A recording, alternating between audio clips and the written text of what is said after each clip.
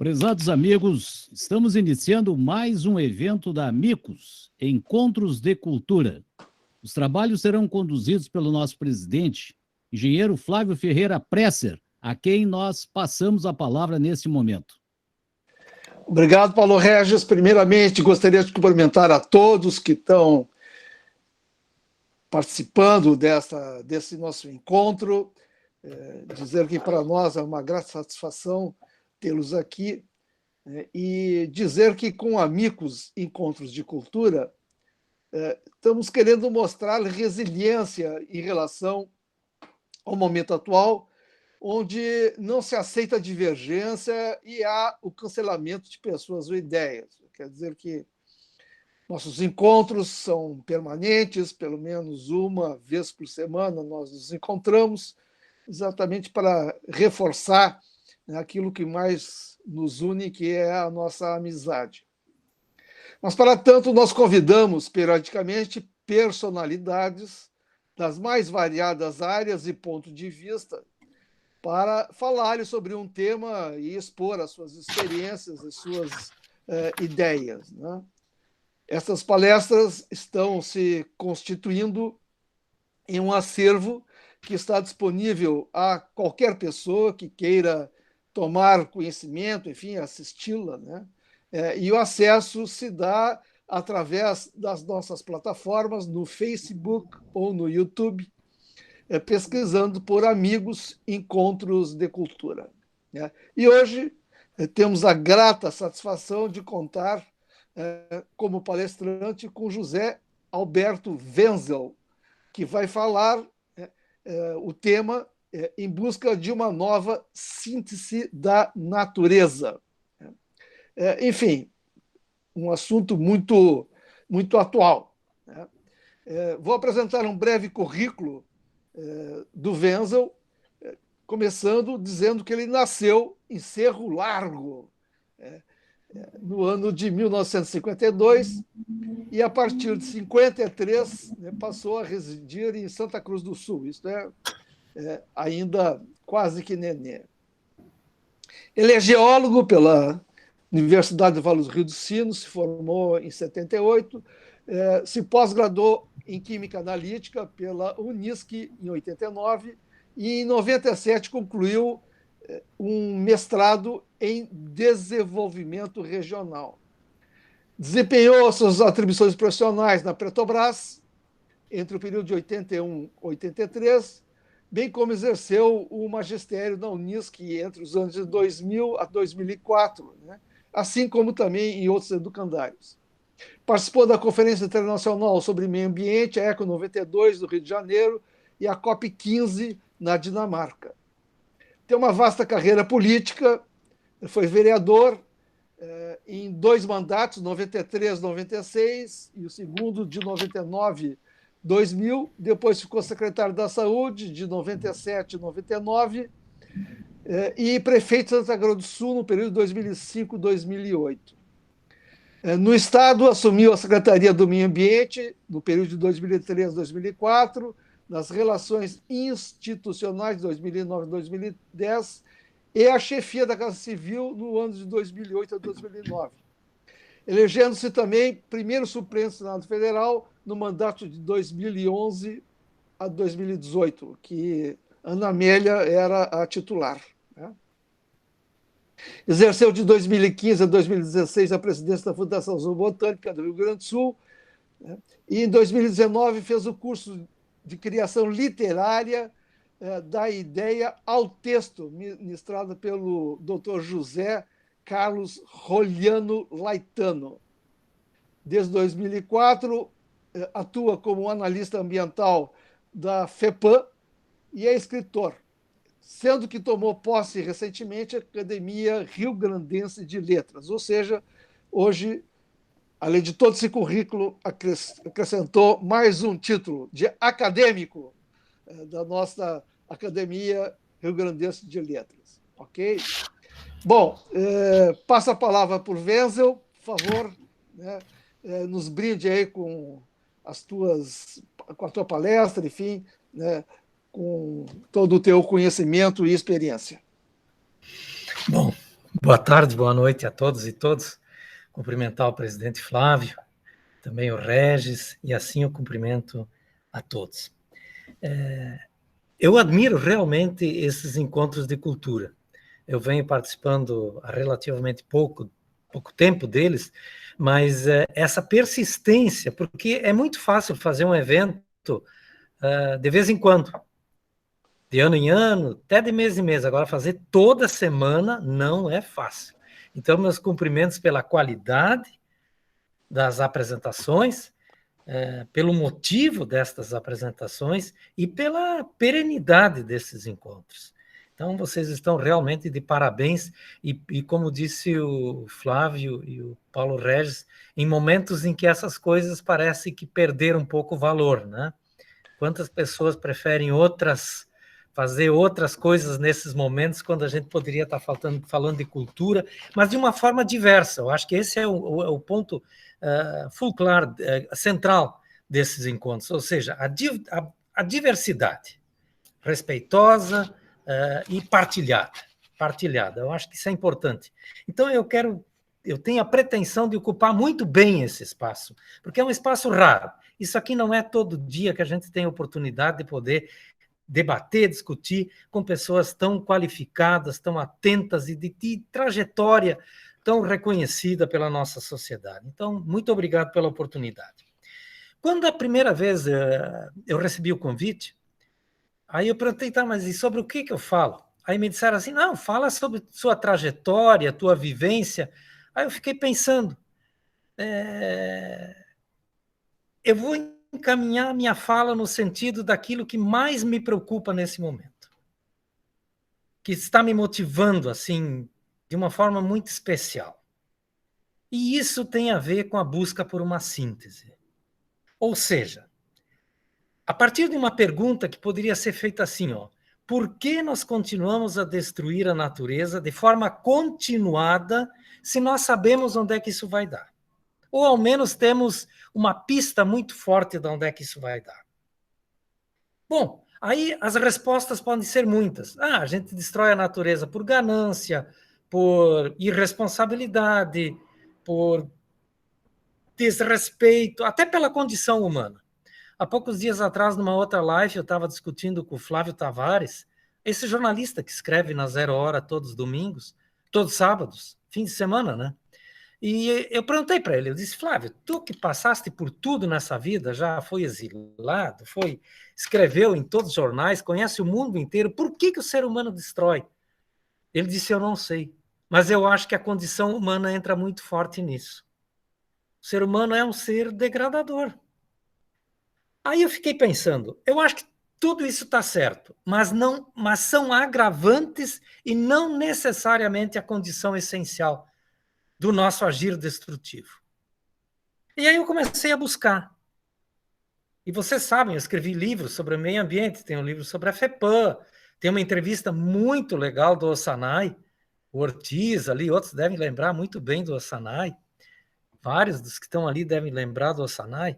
Então, tem uma entrevista dele, e assim eu vim construindo uma trajetória também de não só prestar um serviço à FEPAM, porque eu sou servidor público, então eu tenho obrigação de prestar um serviço à FEPAM e, por consequência, diretamente à sociedade gaúcha, ao sistema ambiental. Mas, a par disso, eu venho desenvolvendo assim, uma reflexão sobre o que a gente faz, o que a gente está fazendo e onde é que isso vai.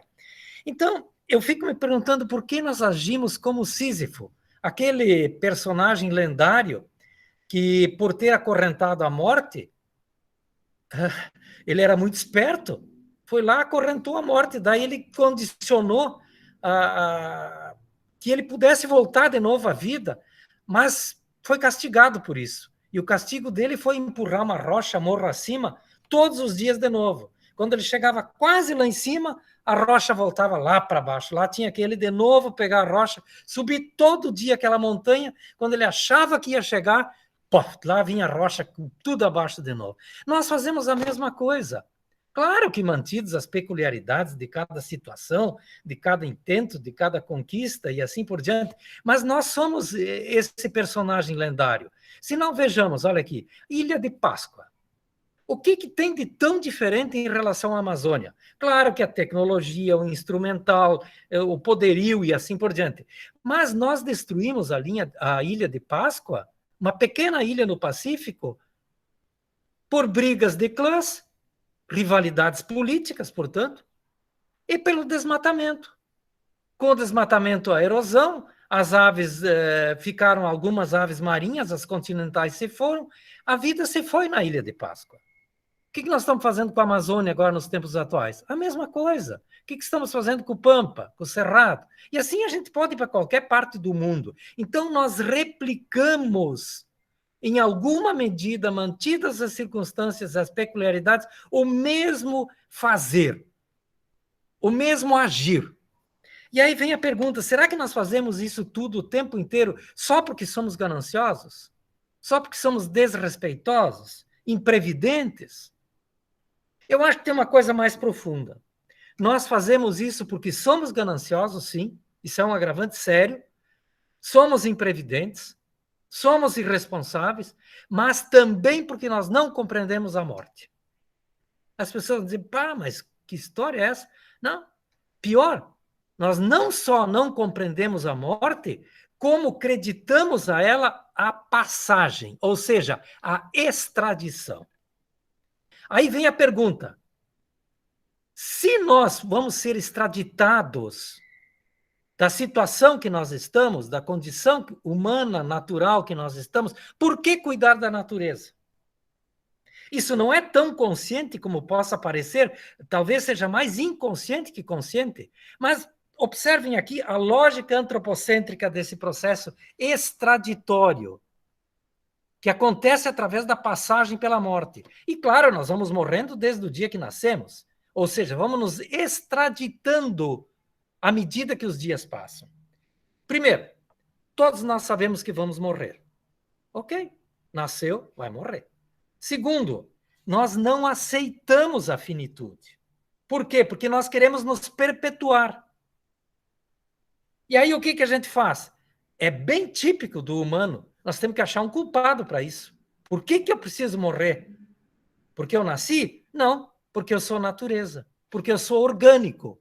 Eu tenho organicidade. Então eu culpo a natureza, mas eu faço o pior. Eu me vingo da natureza. Provavelmente de forma inconsciente, de forma preponderante. Então, eu sei que vou morrer, não quero morrer, porque eu quero me perpetuar. Eu debito essa culpa à natureza, que é o meu corpo, o eu, a minha natureza, e assim também dos demais existentes, e me vingo dela desnaturalizando a natureza e patrimonializando a natureza. Ou seja, eu sou um Judas, eu boto preço, eu vendo, eu monetarizo essa natureza. E, ao mesmo tempo, nós somos muito espertos. Nós nos justificamos através do desenvolvimento sustentável, através do testamento que a gente deixa, da herança que deixa, das boas ações, dos méritos, dos memoriais. Ou seja, nós deixamos um legado que tenta nos sanar perante nós mesmos. Essa me parece que é uma lógica. Eu não estou dizendo que eu sou dono da verdade ou que isso é real. Eu estou trazendo uma reflexão. Para daí nós chegarmos lá onde é que é o objetivo da nossa fala. E por que essa lógica é tão perversa? Porque assim como nós percebemos a morte extraditora, nós agimos. Vamos ver aqui, ó. Como é que nós percebemos a morte? Primeiro, pela facialidade, ou seja, quem morre tem rosto, tem cara, tem identidade, tem personalidade, tem história, tem trajetória, tem biografia. Então, é uma pessoa que morre. Segundo, é fracionante. A morte fraciona. Eu saio da vida e entro na morte. Mesmo que eu vá para as sociedades dos mortos, como tem algumas comunidades nativas que ainda hoje levam isso em conta, mas eu saio de uma situação e vou para outra. A morte é fagocitária, ou seja, ela me consome. Se a gente olhar historicamente, as comunidades ancestrais, a mesma panela que servia para cozinhar serve como urna. A igara. A igara é aquela panela onde é que faz o cauim, onde é que faz o cozimento dos alimentos. E ali, não raro, as pessoas são enterradas dentro da própria urna. Ou seja, a fagocitose está muito presente. Os deuses são fagocitários. Tem um livro do Viveiros de Castro que se chama Areveté, os deuses canibais. Os deuses consomem. Por isso que nós fazemos sacrifícios, por isso que nós prestamos contas, ou seja, nós somos fagocitados, nós somos consumidos e nós sofremos interveniência, ou seja, nós vamos ser ceifados, queiramos ou não. Agora vamos passar isso para a nossa realidade. Facialidade. Na vida real, nós não somos personalistas, egoístas, cuidamos de nós, dos nossos, os mais próximos. O que está um pouco mais longe já parece que é distante demais. Nós somos fracionantes. Observe uma coisa, nós que somos a maioria dos que estão aqui, quase todos da área ambiental, o que nós fazemos? Meio físico, meio socioeconômico. Nós fracionamos, nós somos cartesianos. Nós ainda estamos naquela era em que se vai do simples ao mais complexo. Onde é que se enumera numa sequência? Onde é que se busca evidência? Então, nós somos fracionantes, assim como nós enxergamos a morte. Nós somos consumistas. Isso não precisa nem falar muito. É só olhar em volta, nós consumimos tudo. Está aí as consequências, né? Aquecimento global, mudanças... É melhor a emergência climática, né? Porque tem lugares que vão ficar mais frios, a maioria vai ficar mais quente, mas esse desequilíbrio climático, talvez seja o melhor termo. Então, se nós tivéssemos condição de, através da educação ambiental, nos resolver quanto a isso, talvez a gente já tivesse feito. Mas por que a gente não faz? E, por fim, nós somos intervencionistas. Assim como a morte intervém na gente. Nós intervimos o tempo inteiro. Claro que nós fizemos mitigação, nós fizemos o balanceamento e assim por diante, mas nós somos essencialmente intervenientes na natureza. Bom, isso posto, aí vem a pergunta. E agora? Tá, vamos dizer que essa reflexão mereça ser levada adiante. Eu não estou dizendo que está certa. Eu estou trazendo como uma possibilidade. O que nós podemos fazer? Nós podemos fazer como Tolstói expressou lá com o Ivan Illich, um juiz que tinha entre 43 e 45 anos, aí ele é acometido por um problema sério do rim e sabe que vai morrer. Aí ele diz assim, eu estava aqui, agora estou indo embora. Para onde? Ou seja, observe o espírito da extradição nessa frase. Para onde? Eu estou sendo extraditado, eu estou sendo desvinculado. Nós também podemos fazer como o jovem Werther de Goethe, que disse assim, morrer. E agora? O que é isso? Ou seja, a pergunta universal que todos nós nos fazemos em algum momento da vida, quase sempre quando é noite, né? A gente ali, quando abafou o dia, se for as tarefas, vem o silêncio, aqueles momentos, quem de nós já não se perguntou o que é a morte que nem Goethe fez? Também nós podemos fazer que nem o Epicuro, que disse assim, gente, para que se preocupar com isso? Se eu estou vivo, não estou morto. Se eu estou morto, já não estou vivo. Então não adianta. Deixa. Se eu estou vivo, estou vivo. Se eu não estou vivo, estou morto. Não adianta. Eu não vou estar vivo enquanto estou morto, nem estou morto enquanto estou vivo. Bom, é um descaso, é um estoicismo. Nós também podemos fazer assim, como a maioria das pessoas diz, olha, quase como o Epicuro fez, olha, viver é o contrário de morrer. Embora que a gente morra todo dia um pouco, mas viver é uma coisa, morrer é outra. Morri. Tá? Ou como Arantes, uma médica que escreveu, não faz muito, agora um livro recente, o título do livro é Morte, um dia que vale a pena viver. Ela diz assim, olha, de tudo que existe, o amor tem que persistir. O resto pode morrer. Tem que ficar... Quer dizer, é uma visão altruísta da morte. Também nós podemos fazer como o Francisco de Assis, que é uma coisa mais fraterna, né? Ele disse, morte, ó irmã morte. Então ele via a morte como uma companheira, como uma irmã dessa trajetória dele. Mas talvez o Freud tenha nos cutucado um pouco mais forte. O Freud chegou a dizer assim, no final, é o último ou penúltimo parágrafo do livro Mal-Estar na Civilização. Ele diz assim, nós atingimos um tal grau de domínio das forças da natureza que nós podemos destruir até o último dos homens. Tu vê, Freud disse isso. Nós mudamos depois dessa frase de Freud, ali pelos anos de 1930 e poucos? Não, estamos iguais. Então, agora, frente a esse cenário de um roteiro civilizatório, antropocêntrico, degradador, frente a uma lógica de extradição, frente a um questionamento de como nós vemos a morte, vem outra resposta. E cada um de nós vai ter uma resposta sobre vida e morte. E todas são, por certo, respeitáveis. Mas e agora? O que nós podemos fazer? Existe outra possibilidade? E aí vem a busca por uma nova síntese. Nós precisamos de uma nova ordenação das diferenças num conjunto que nos dê um novo horizonte. E olha, eu me atrevo a dizer o seguinte, depois de Tomás de Aquino, depois de mais alguns, poucas foram as sínteses. Tem muita explicação do universo. Tem muita interpretação. Tem muito raciocínio, muita logicidade nos raciocínios. Mas síntese, talvez uma das últimas tentativas tenha sido de Chardin na França, aquela obra O Fenômeno Humano. Talvez Rambo aqui no Rio Grande do Sul, ele não chegou lá, mas ele tentou. E não temos muito mais que isso. Agora, é atrevimento sonhar com uma nova síntese? Não. É preciso chegar lá? Sim, alguém vai ter que chegar lá. Quem vai ser, não sei.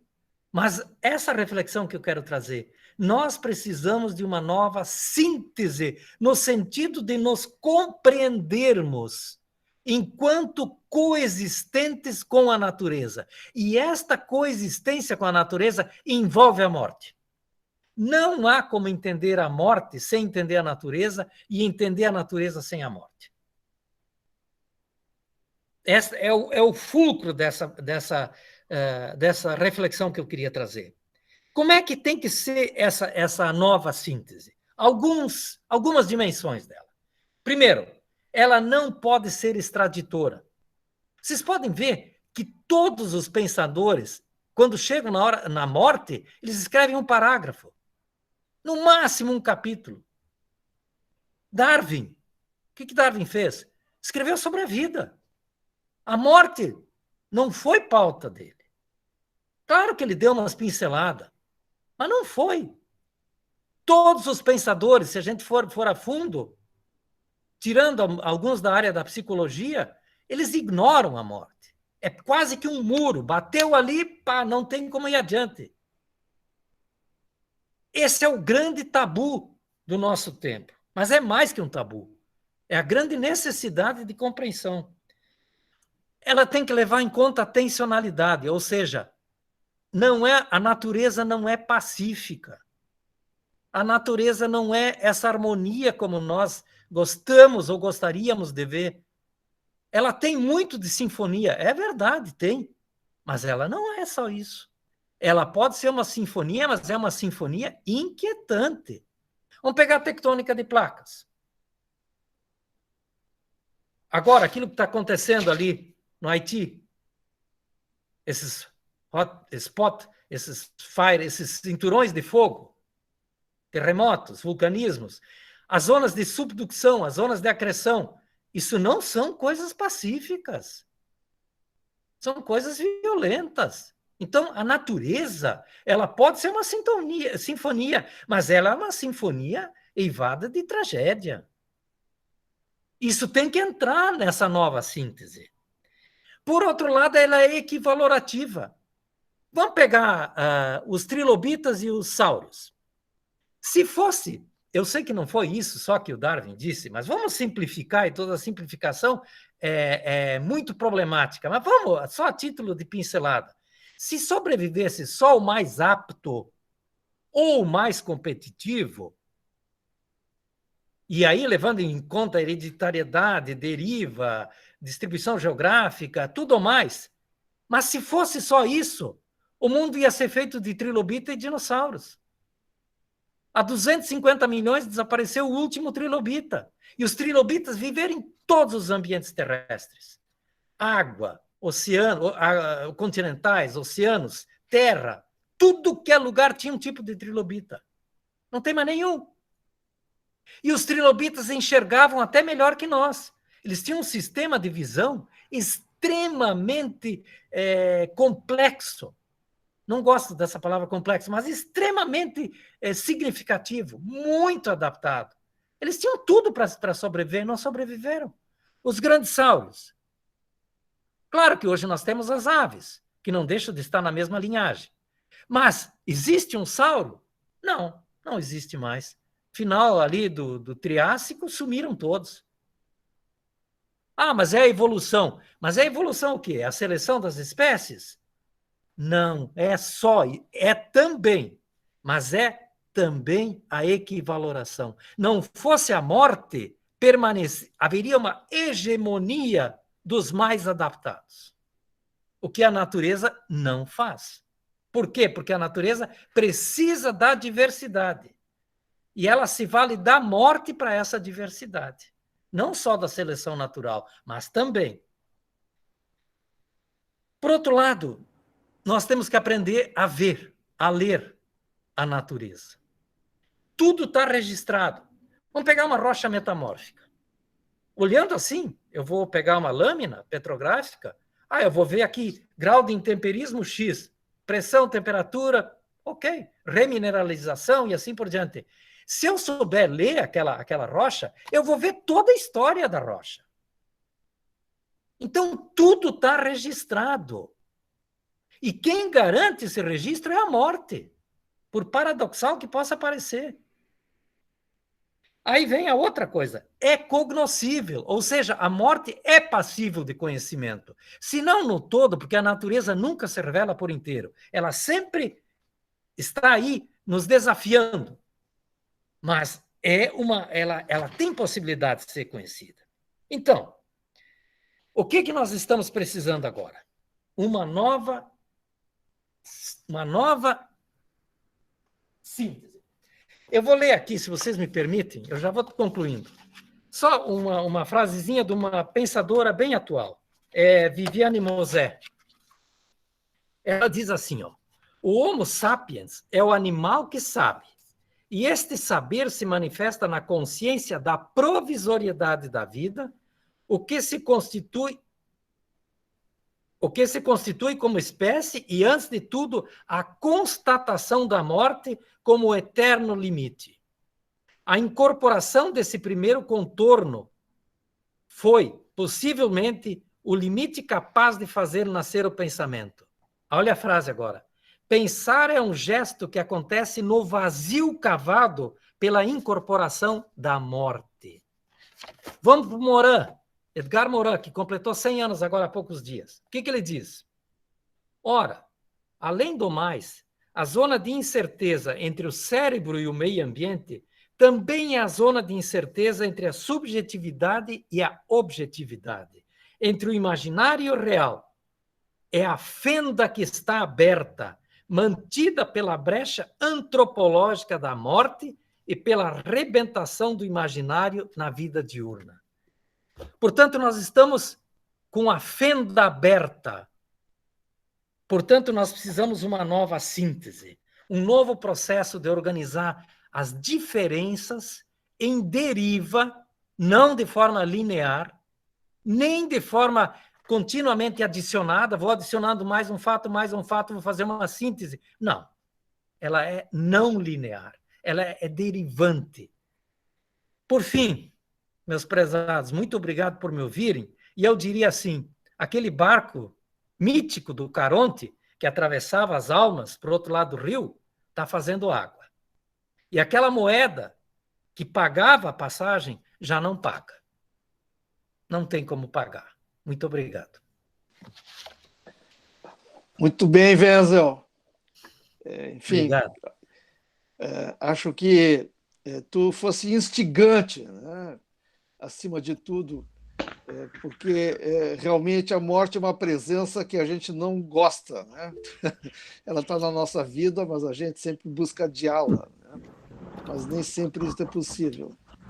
Mas, assim, ó, a pista que tu falastes, eu acho que ela foi dada recentemente pelo esse relatório do painel internacional sobre mudanças climáticas, né? Que já está mostrando que existe uma irreversibilidade aos danos causados pela natureza, né? E que até 2030, que era uma meta, né, de redução do aumento da temperatura, né? Pelo contrário, né, ela vai crescer já irreversivelmente 1,5 graus centígrados, né? Tu também fizesse uma referência a esses principais ecossistemas e assisti ontem no programa Fantástico uma reportagem sobre a perda irreversível de água no ecossistema do Pantanal, né? Enfim, tu acreditas que caminhamos de uma forma inevitável, entendeu, para um desastre ambiental e meio que te parodiando para a nossa morte? Entendeu? Será esta, em vez de ser a síntese da natureza, a síntese da morte? Porque vejo muita dificuldade nos dias de hoje de você conseguir realmente plantar uma política global, porque a natureza não se divide, né, administrativamente, como os países estão divididos, né, política administrativamente, né? À medida que a globalização hoje está sendo muito questionada, a ciência está sendo desacreditada, né? Enfim, os acordos internacionais geralmente são mais difíceis, né? Porque eles implicam em você abrir mão de autonomias, né? E isto, do ponto de vista dos países, é muito difícil, né? Das nações, vou dizer assim, é muito difícil, né? A partir que a preservação das fronteiras sempre foi uma grande bandeira, né? Então a pergunta é essa, né? Será que nós, diante dessas pistas, será que nós não estamos fazendo a síntese da morte em vez da síntese da natureza? Colocaste bem, Flávio. Eu acho que nós temos três possibilidades. Uma é a desumanização tecnologizada, ou seja, esse é o caminho que está se apresentando. A gente acredita que sempre vai ter uma tecnologia que vai resolver as coisas. A gente sempre acredita que o ser humano vai ter uma capacidade resolutiva. Lá em 1500, quando a Europa estava esgotada, foi para o tal do Novo Mundo. Agora nós estamos nos preparando para ir para outros planetas. Se a gente olhar um pouquinho mais para trás, nós vamos ver na Grécia Antiga, berço da sabedoria ocidental, e nós vamos ver que eles destruíram tudo lá também. Eles eram comerciantes, eles negociavam. Tem gente que diz que a filosofia brotou lá porque financeiramente eles estavam muito bem, que a filosofia só brota quando existe uma certa pujança, ou seja, as pessoas teriam tempo e condições de poder refletir sobre a vida. Não gosto de acreditar muito nisso, mas não deixa de ser uma reflexão. Então, eu acho que nós temos um dos caminhos é a desumanização tecnologizada. O outro caminho é nós buscarmos uma nova percepção da morte. E um terceiro caminho, esse é mais que ninguém quer, mas é a autoextinção. Não é a natureza que vai nos extinguir, vamos ser nós que vamos nos extinguir. Pela primeira vez na história, é isso que vai acontecer. Então, claro que poderão haver muitos outros caminhos. Agora, qual é a pista de saída? É a decisão dinamizadora. Aqui eu vou lembrar um episódio que aconteceu com Darwin. Darwin, quando embarcou no Beagle, não era para ele ir. Tinha sido convidada uma outra pessoa. Mas daí, alguém... Não, era um cônego lá, Jennings. Não vou, não sei o quê. Tá, vamos convidar algumas pessoas. Aí convidaram o Darwin. Chegou quase na última hora, desconvidaram de novo o Darwin. Não, Darwin, o pessoal te comunicou errado. não é. Tem outra pessoa que foi escolhida. Mas mesmo assim, o Darwin foi para o porto e foi lá. Qual é a surpresa? Quando ele chegou no porto, chegou o Fitzroy lá, o capitão, disse assim, pá, cara, o cara que ia aí desistiu. Tu não quer ir? Mas claro que eu quero ir.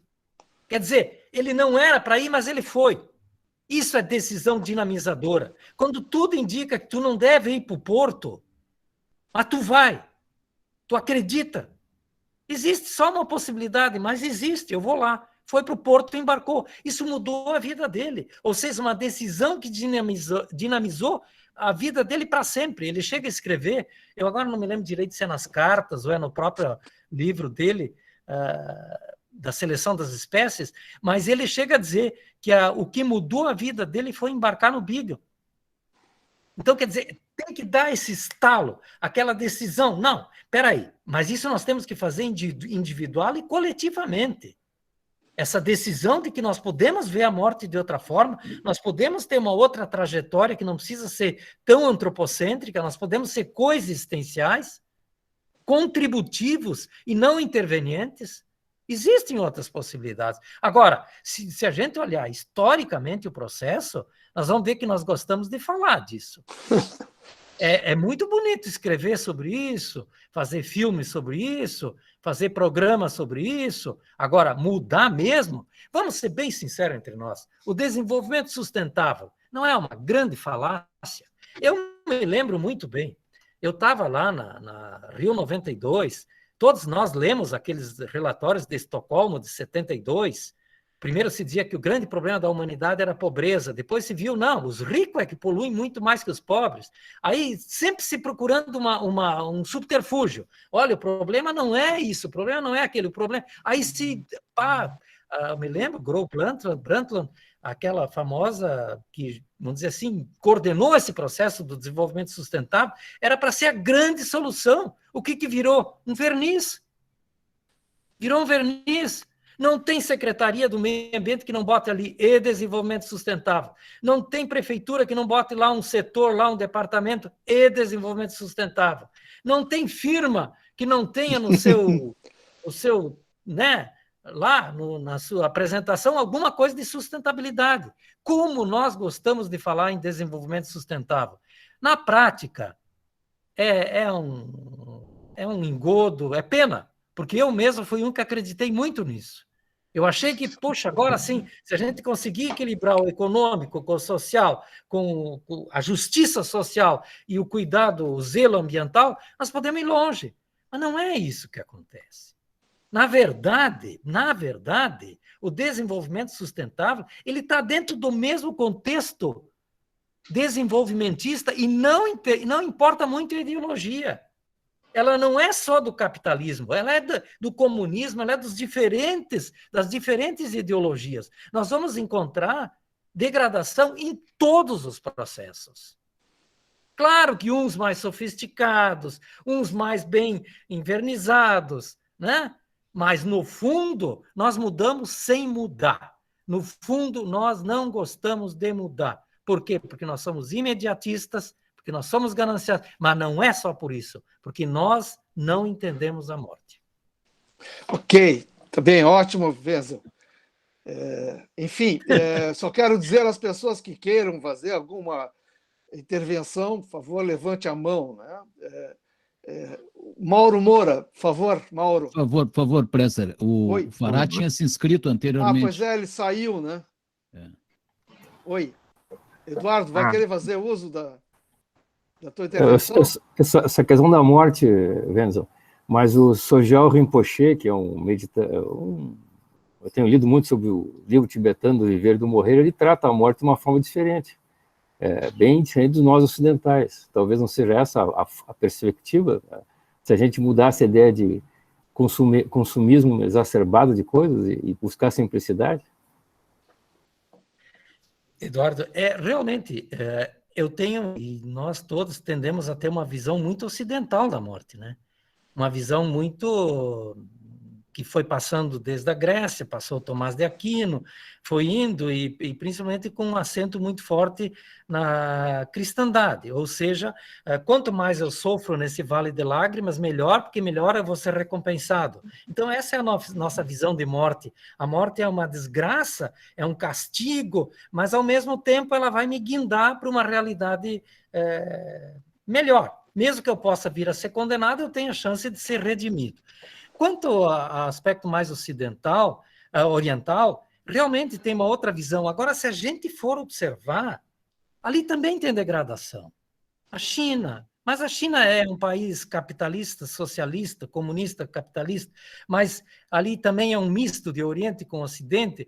Mas se a gente for olhar mais a parte oriental, e se a gente for ver os pensadores, por exemplo, Chardin se inspirou muito na parte oriental, muitos pensadores atuais, aquele físico famoso, Bohm, que fala em totalidade indivisa, ele se inspirou muito. Eu até não sei se não foi no Rinpoche, mas ele se inspirou muito nesses conceitos orientais.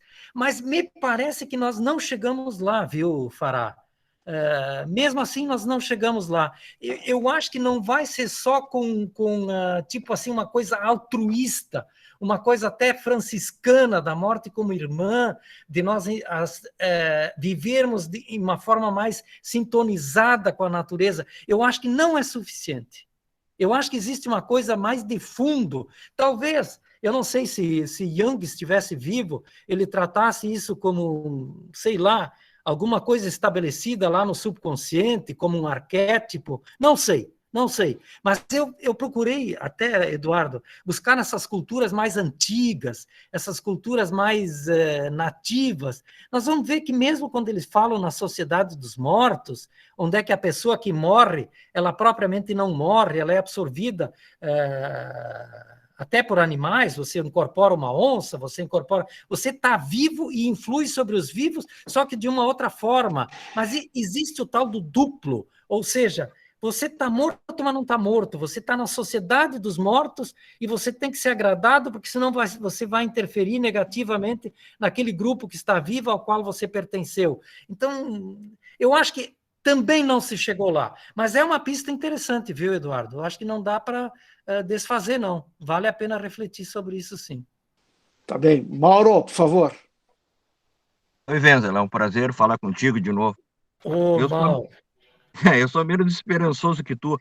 Eu tô falando aqui no celular, tô na frente do hospital, minha sogra está aqui, por isso que eu não pude estar em casa. E estou dentro de um carro, ou seja, tudo isso aqui consome bens minerais, materiais de forma incrível, né? O meu celular aqui deve ter Nióbio à vontade. E todo mundo quer um celular e cada 1 ano e meio quer um celular novo, né? E nós temos mais ou menos 1 bilhão de pessoas a cada 10 anos acrescidas nesse planeta, né? Então, eu acredito que a primeira consciência, Wenzel, vai ser o planeta se vingando. Tentou agora com o Covid, não conseguiu, né?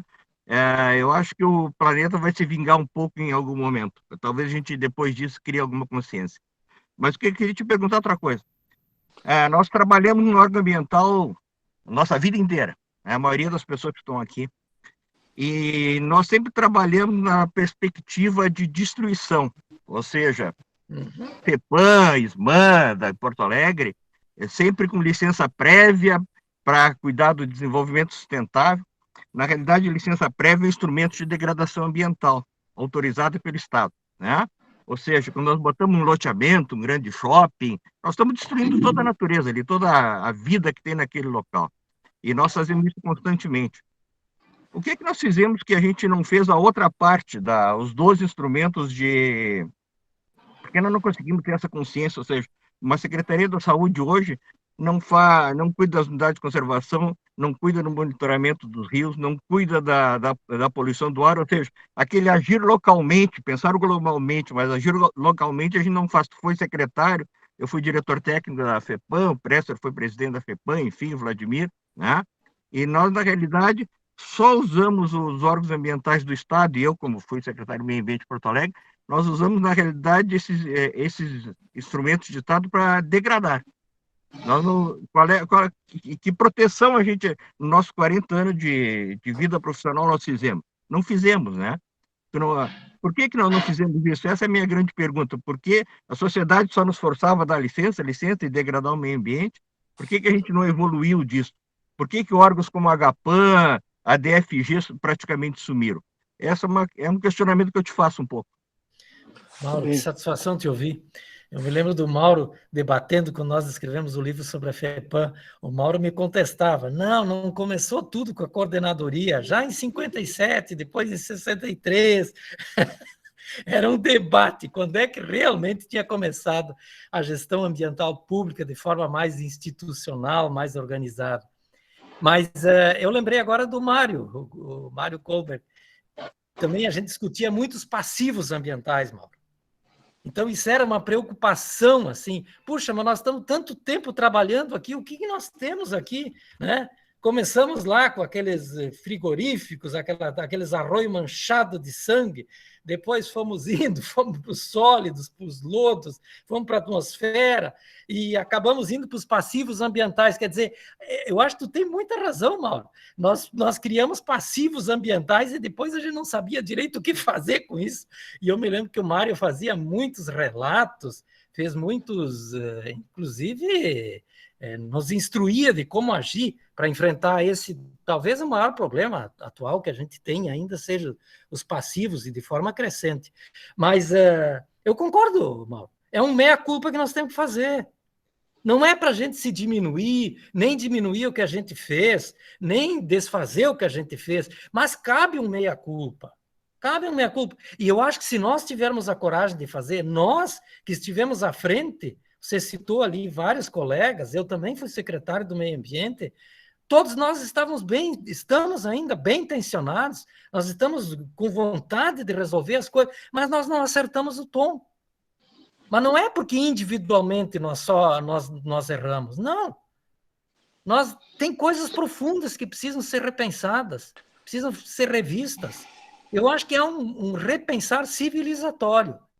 É uma coisa ampla, por isso que eu digo que seria oportuno de a gente pensar uma nova síntese, um novo ordenamento, uma nova ordem. Não é uma nova ordem social política, não é isso. Isso pode até estar junto, mas não é isso. É uma nova ordem natural, uma nova ordem coexistencial, contributiva. Ok. Muito bom, Wenzel. Vladimir, por favor, é a tua vez. Muito bem. Boa noite a todos. Inicialmente, cumprimentar o Wenzel, que deu uma abordagem filosófica da questão de meio ambiente, vida e morte.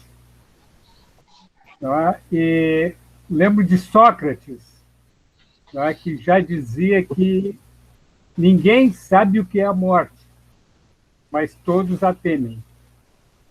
Não é? Mesmo que não conhecessem, temiam. Também tem uma dicotomia sobre filosofia de vida, porque, e o Wenzel abordou bem, os danos ambientais, eles estão diretamente relacionados à nossa filosofia de vida. Né?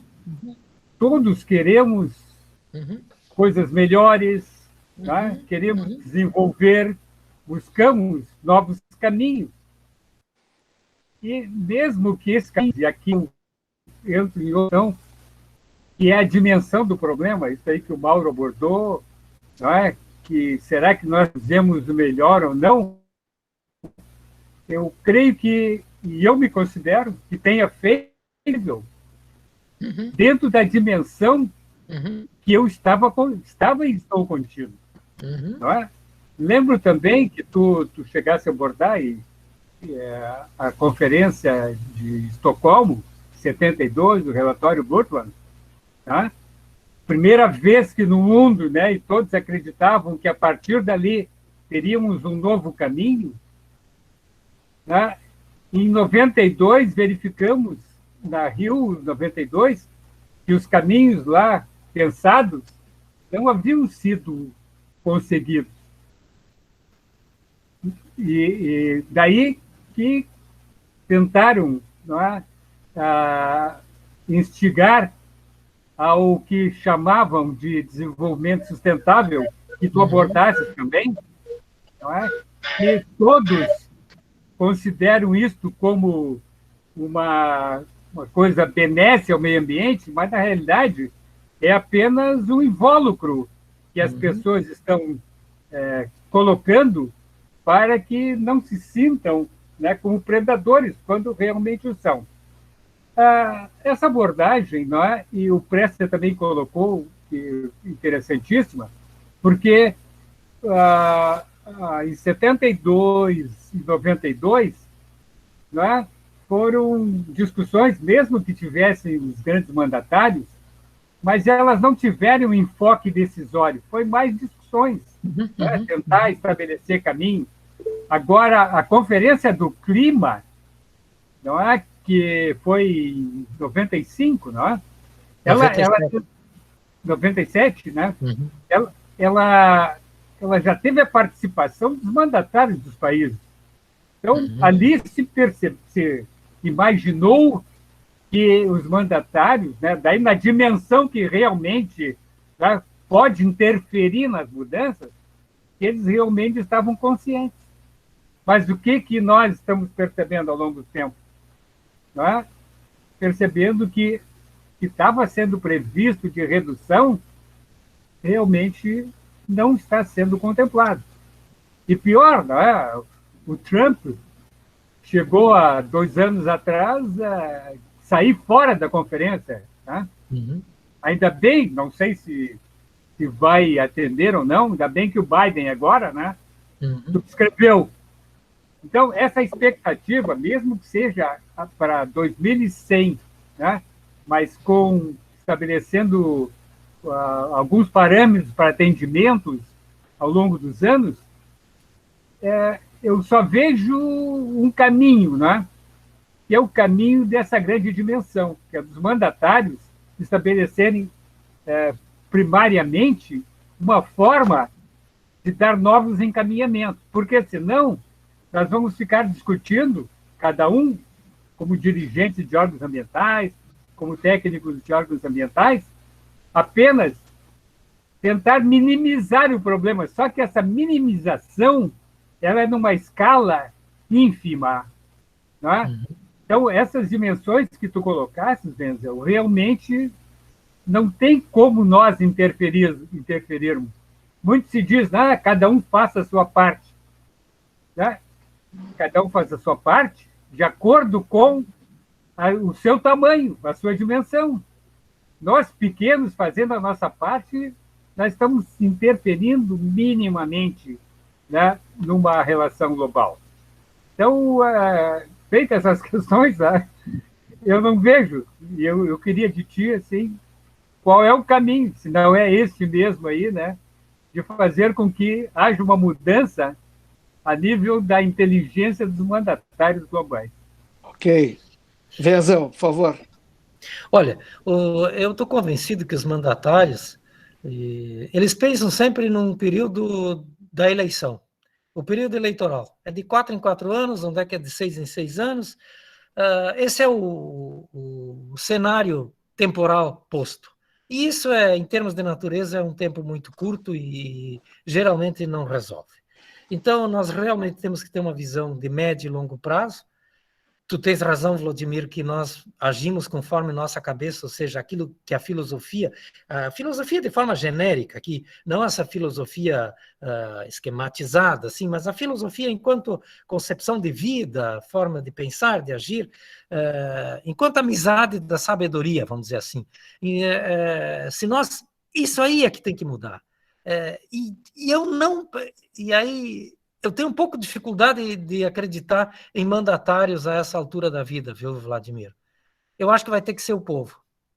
Eu acho que vai ter que ser nós, enquanto população, enquanto coletivo. Senão vai ser sempre um pensamento de curto prazo. A própria descarbonização, que vai ser a seguinte pauta internacional, ela está posta. Tomara que ela ajude, que ela contribua para que a gente mude a filosofia, mude a cabeça, porque senão, de novo, vai ser só um enquadramento com viés econômico. Mas, Ortiz, muito bom, que bom te ouvir, hein, Ortiz? Tempo, legal. Um abraço aí. Tá bem, ok. Obrigado, Wenzel. Agora é o Marcelo Cabeda. Por favor, Cabeda. Boa noite, obrigado, Flávio. Wenzel, gostei muito de tudo que você falou, numa situação assim, da descrição dessa situação complexa, mas você deixou uma questão, e eu fiquei pensando sobre ela, né? Por que destruímos a natureza? Uhum. E eu quero apontar, não a verdade absoluta, eu quero apontar uma pista de algo que eu acho que se relaciona com o todo de uma maneira extremamente forte no sentido de estarmos destruindo a natureza. Essa pista diz respeito ao modelo mental, está muito restrito e que está com um predomínio absoluto do pensamento cartesiano, se nós pensarmos numa população normal. Problemas complexos não se pode resolver na sua integralidade, usando o pensamento cartesiano, sem analisar as relações. E quando o modelo mental está restrito, nós temos algo como eu trago aqui para vocês hoje, até anotei enquanto te ouvia, né? Num grupo de amigos, professores, surgiu um problema hoje. O problema era que os vasos de flores de um deles estavam sendo atacados. A pimenteira estava sendo atacada, era fungo, inseto. Eu vi as fotos e ele perguntava aos colegas, uma centena: colegas, que solução eu tenho? O que vocês podem me dizer para resolver esse problema? Sabem o que os colegas colocavam? Veneno A, veneno B, veneno C. E tinha alguns colegas muito conscientes do que é um veneno ecológico.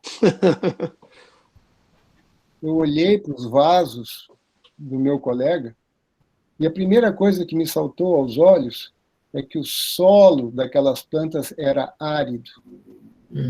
Daí eu perguntei para ele assim: escuta, eu estou com a impressão que o teu solo está precisando ser trocado.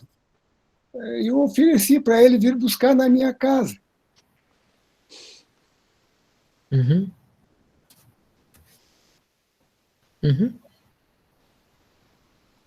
Marcelo, okay. Eu acho que foste muito feliz. Posso falar, Flávio? Lógico, por favor. Tá. Eu acho que só queria atentar as pessoas, se ainda quiserem fazer alguma intervenção, que eu faço agora, entendeu? Antes de a gente finalizar, botando aqui o símbolo da mãozinha.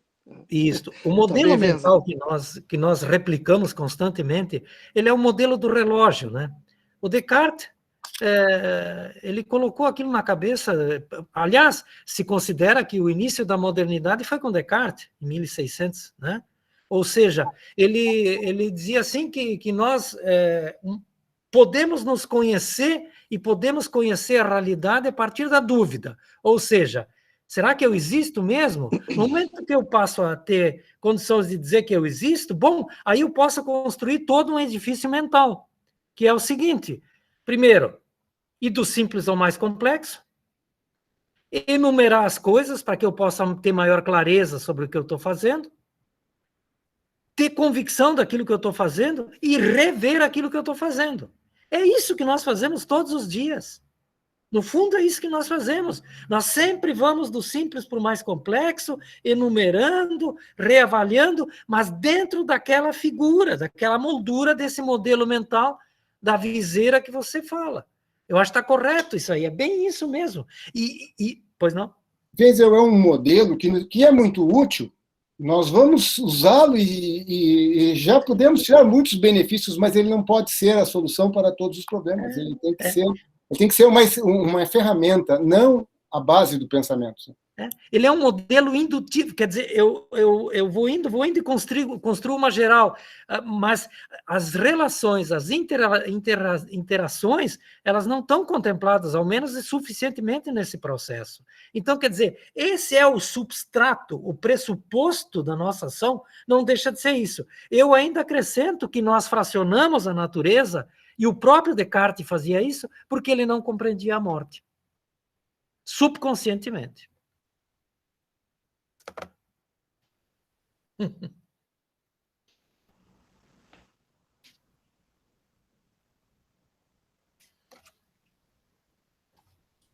Está com o microfone fechado, Presser. Tá bem, desculpe. Não, estou fazendo uma pergunta se ainda alguém quer fazer algum questionamento, alguma colocação, uma Sim, eu gostaria de fazer. Tá bem, Arthur? Vai lá, Vento, tá contigo. Arthur. Primeiramente, te cumprimentar pela tua apresentação, que tu traz um tema assim espetacular, que certamente daria ocasião para muitos outros encontros. Eu gostaria de fazer um breve comentário a respeito de por onde tu começaste. Começaste dizendo a respeito da condição humana, da irresponsabilidade e da ganância. Aplicada a quem? A nós, ditos seres humanos. Então, o que tu apresentas ali, me parece, na verdade, é um lado da natureza desumana do ser humano. E esse é o processo que me parece que diferencia o que se via lá na mitologia, o Minotauro e o Centauro. O Minotauro, com aquele eu animal na cabeça, e o Centauro tendo o ser humano, a parte humana na cabeça, ou seja, quando o humano domina o animal e não quando o animal domina o humano.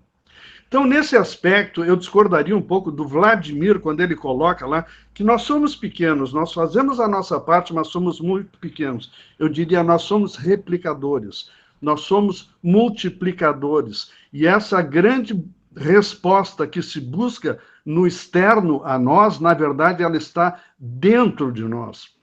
Nós nascemos humanos, nos desumanizamos ao longo da vida e tentamos nos humanizar novamente. E nessa busca de humanização, lá na frente, na idade mais avançada, é que nós nos aproximamos muito da natureza. Então, na síntese, eu diria o seguinte: nós somos sapiens, detemos a inteligência, mas a natureza, ela detém a sabedoria, porque ela é perene e nós não. Muito bem, Arthur. Arthur, me lembro dos teus cálculos de avaliação, te lembra? Chegaste a escrever um texto sobre isso, a gente conversava seguido sobre isso. Mas, Arthur, obrigado pelas considerações. Realmente, eu acho que vamos dizer assim, as figurações míticas, elas nos ajudam muito a compreender a realidade. Obrigado. Ok, mais alguém quer fazer manifestação, alguma colocação, enfim, fazer uso da palavra? Senão, nós podemos encaminhar para o encerramento, Venza. Eu quero dizer aqui que nós temos uma certa limitação de tempo, porque é aquilo que mantém as pessoas unidas. Eu acho que o excesso do tempo desune também, é um fator de segregação, né? Enfim, e como o nosso objetivo da Amigos, entendeu? É nos mantermos unidos, enfim, discutindo, debatendo, trocando ideias, né? E cada vez mais, obviamente, nos apropriando de conhecimentos, né? Essa aqui é o nosso intento, é a nossa função. A gente também busca sempre limitar a extensão das nossas palestras para que as pessoas se sintam sempre presentes, né? Permaneçam presentes durante esse período desse nosso meeting. Então, mais uma vez, quero agradecer. Eu acho que foi importante, Venza, o que tu disseste, serve para muita reflexão, né? Enfim, e por certo, isso vai ter continuidade. Nós não vamos parar, entendeu? Em relação às questões que tu abordaste, né? Que, como disse, né, são, além de meritórias, importantes, elas requerem que se reflita antes que seja irreversível, né? A nossa própria existência. Mas, enfim, Paulo Régis, por favor, os encaminhamentos finais aqui do nosso encontro. Perfeitamente, Presser. Nós queremos reiterar as tuas palavras e expressar aqui a nossa gratidão ao escritor José Alberto Wenzel por ter aceito esse convite. E realmente foi uma grande provocação, muito instigante. Muito obrigado, Wenzel. Nós queremos agradecer e registrar as seguintes presenças: a Miriam Cobalcini e a Clenira Camargo. Volte sempre. Ficamos muito agradecidos. Aqui um agradecimento especial. Recebemos com grande alegria a presença de vocês. Voltem sempre. Registramos também e agradecemos a Aida Alice Flores Arruda, que está nos acompanhando da Costa Rica, o Assis Pittini, Marcelo Cabeda, Maria Marta, a Elaine Ferreira, que está nos acompanhando de Santa Catarina, Maria Aparecida Cardoso da Silveira, Eurico Rodrigues, que nos acompanha do Rio de Janeiro, e Eurico Rodrigues, o filho, que nos acompanha de Belo Horizonte. E também a Carmen Níquel. Carmen. Nós, por derradeiro, convidamos a todos para participarem na próxima segunda-feira, dia 30, neste mesmo horário, da palestra online do advogado tributarista Ederson Porto, o qual abordará o tema alterações do imposto de renda da pessoa jurídica e física introduzida pela reforma tributária. Estão encerrados os nossos trabalhos. Desejamos a todos uma boa noite e muita saúde. Até! Até, boa noite. Tchau, boa noite, pessoal. Abração aí, Wenzel. Obrigado pela presença. Grande abraço. Obrigado. Boa noite. Nossa a todos. Boa noite. Tchau, pessoal. Um abração. Tchau, tchau. Tchau, Carmen. Beijo. Beijão. Tchau, tchau. Tudo bem.